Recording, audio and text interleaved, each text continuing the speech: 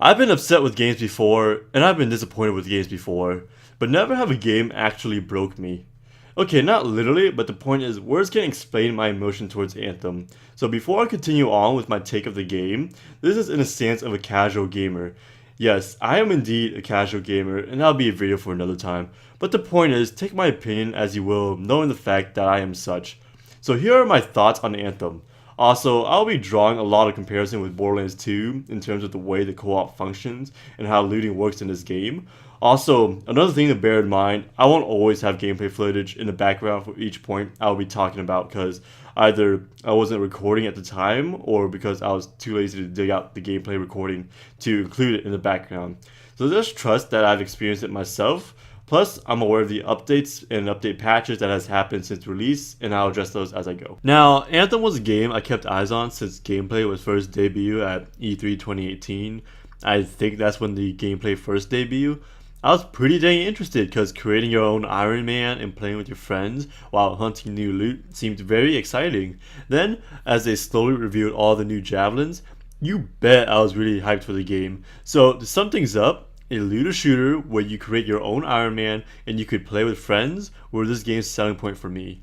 Yes, I was aware of the backlash EA was receiving at the time for the loot box tobacco in Battlefront 2 and the failures of Mass Effect Andromeda leading to the shutdown of BioWare Montreal. Quite honestly, I don't care. As long as they don't do that with Anthem, that's all I cared about. Though, I probably should have, considering if nobody did, then Anthem may have loot boxes right now. But that's besides the point. Don't get me wrong though, I had a lot of skepticism going into the game. I wasn't blindly praising the game for whatever it does. When the open demo came out, my skepticism would turn into fear, and yet I still pre-ordered the Legion of Dawn edition afterwards. Oh boy, how I regret that decision. The Legion of Dawn cosmetics, there are many games I'm interested in that are releasing this year. I wanted Division 2, but to help cut back on my spending, I decided I only wanted to invest into one looter shooter this year. Sekiro Shadows Die Twice is another game I've been eyeing on, but as a casual who doesn't have much time to play many different games and would rather play with his friends when he does have the time, Sekiro is not a priority right now. Other than Anthem, there are only 3 other games I would definitely buy, and they're not even announced yet. That would be Borderlands 3, Call of Duty Modern Warfare 4, and Yakuza 3 Remaster. So of all the games I could have invested into, I chose Anthem, and I have been let down. To begin, I'm actually going to talk about what I think Anthem does well. The gameplay is actually quite superb and satisfying in my opinion. I love the gunplay despite what everyone else has been saying about it not being very good, and the combo mechanic is also very satisfying. It also actually encourages some team coordination to be pulled off more effectively. But another good thing about it is that you don't absolutely have to coordinate it at all. Another thing Anthem does well is customizing your javelin is very in-depth and enjoyable in this game. Simply put, I like it a lot, and it really does make me feel like I'm creating my own Iron Man, which was one of the game's selling point for me. Speaking of javelins, I think they are very well designed for the most part. There's Maya the Siren, Axel the Commando, Zero the Assassin, and Salvador the Gunzerker. They all feel very unique and distinctive from one another. On top of that, I like how they allow you to switch between them in one playthrough without having to regrind and level up everything again like how they do it in Borderlands. As far as I'm concerned, this is really all I like about the game. Disappointment would just be an understatement of how I feel about everything else in the game. So let's look at the game's technical performances, what improved since the demo and even after the day 1 patch and so on. The game runs noticeably better since the demo in terms of frame rates. Still has issues performing at certain points like when I ult as a Storm, but it's passable for the most part. Other than that, the technical performances aren't amazing if what I'm about to say falls under that category anyway. The first few nights of playing, I had a hard case of rubber banding and stuttering and it was atrocious to slug through. When I fly, I constantly get pushed back. When I use my ult, bear with me now, this may not make sense, but bear with me, my ult gets put away, and I have to reactivate it to actually use it, but then my ult gets put away anyways, as if I'd never pulled it out to begin with. Yeah, and let this sink in as well. When I crash land, I land 3 times before I, crash land. Go left, I get pushed right. Then back to my original position before I decide to go left to begin with. Rubber banding was such a huge issue in this game, or at least my first couple of nights experiencing the game anyway. I believe there was a patch that came out which I assume patched it, considering I never experienced it almost ever again at all. But the fact that it was there to begin with was not okay at all. Another thing I want to point out is the server issue. I still get constantly disconnected from games randomly when I'm mid-flight heading towards my objective. Disconnect. When I leave an expedition, I get disconnected there as well. Just walking across Fort Tarsis and so on, and I still get disconnected. From my experience, most of my disconnects come from after waiting in load screens. Speaking of load screens, they are just as bad as people have been saying about them, and the load screen pandemic is real. There are indeed a lot of them, and most of them are quite long. I believe there was a patch that came out that shortened some of them, like when you respawn, teleport to your team, or enter a certain area that is already on the map, but it still breaks the immersion for the most part. Speaking of immersion breaking, there are so many times where you fall behind your team despite the fact that you are barely tailing them from behind. For some reason, the game thinks you're still behind and then starts to teleport countdown anyways, and it's ridiculous and annoying, and it just doesn't work. Before we get into the combat and gameplay design, I will disclose now that I have not experienced the game on at least Grandmaster yet, and quite honestly, I have no will to do so. Also, just to be clear, there's a difference between actual gameplay design and gameplay itself. So as for combat, it's not exactly well balanced. Literally, the entire time I experienced Anthem, it was only on hard mode, and it's quite annoying. For the most part, enemies do way too much damage for no reason. There's too many of them on the field at once, and they're mostly way too bullet spongy even when well geared. The gameplay isn't balanced whatsoever.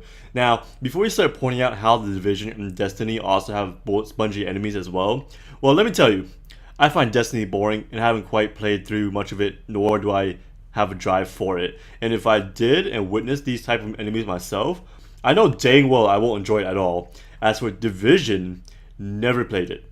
Don't have anything to say myself, but as far as I'm aware, I haven't heard good things about it from most people I've talked to as well. Now, before you go and say Borderlands also has bullet spongy enemies, to that I say, at least the game gives you tools to counter it, like Slag in Borderlands 2 or Frost Element in the pre-sequel. If that isn't bad enough, enemy variety isn't impressive either, and the enemy behaviors aren't very well designed.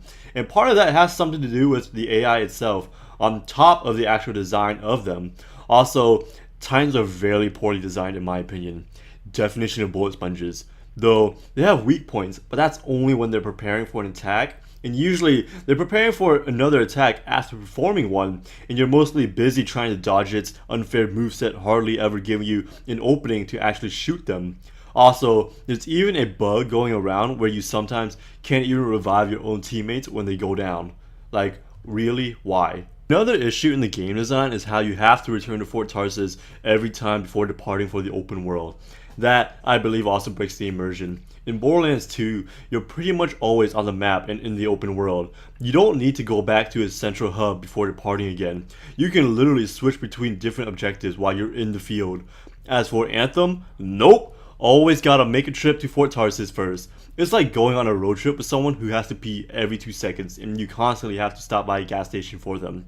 Speaking of Fort Tarsis, the place is literally dead. There aren't very many characters to interact with. The people you do interact with isn't that interesting and don't provide much.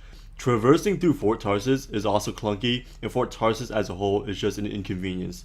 Sanctuary in Borderlands 2 is far more interesting than this, and Sanctuary is quite dead honestly if I'm being completely honest.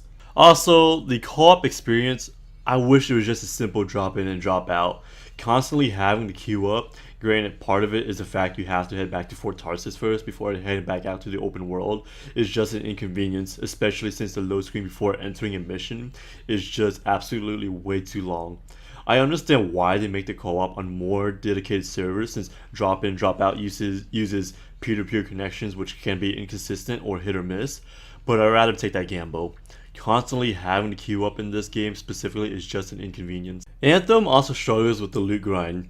No dedicated drop is one gripe I have. Loot isn't rewarded to you very fairly based on the amount of effort you have to put in to even receive the loot in the first place, and how there isn't even much variety of loot either. Literally, there's only 2 variations or so for each weapon type, and it's boring. I know the masterworks are different from them, but as far as I can tell, they're just reskins with higher stats and with a different name. There's almost nothing special about the loot itself in this game. It's atrocious.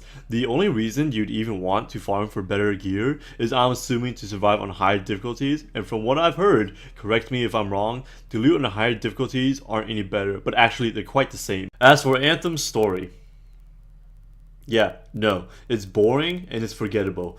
The four main characters, on the other hand, though, which consist of you, your Cypher Owen, Faye, and Halleck, are actually pretty likable for the most part, in my opinion. I actually enjoy listening to them converse amongst each other. They're all even voice acted very well, despite some of your characters' lines are delivered a little awkwardly sometimes, or at least the female voice anyway. But back to the story. Yeah, I can't even summarize it for you. I legit cannot remember anything that happened during the story other than how our main villain, the Monitor, meets his demise. Very laughable and very anticlimactic, and most importantly, nowhere close to being satisfying. Also, the mission designs are beyond repetitive. You are basically doing the same thing every mission with different dialogue playing in the background. You know the saying, show don't tell? Literally what I'm doing right now? That's literally the story of Anthem. Other than the cutscenes, the story is for the most part only revealed through dialogue.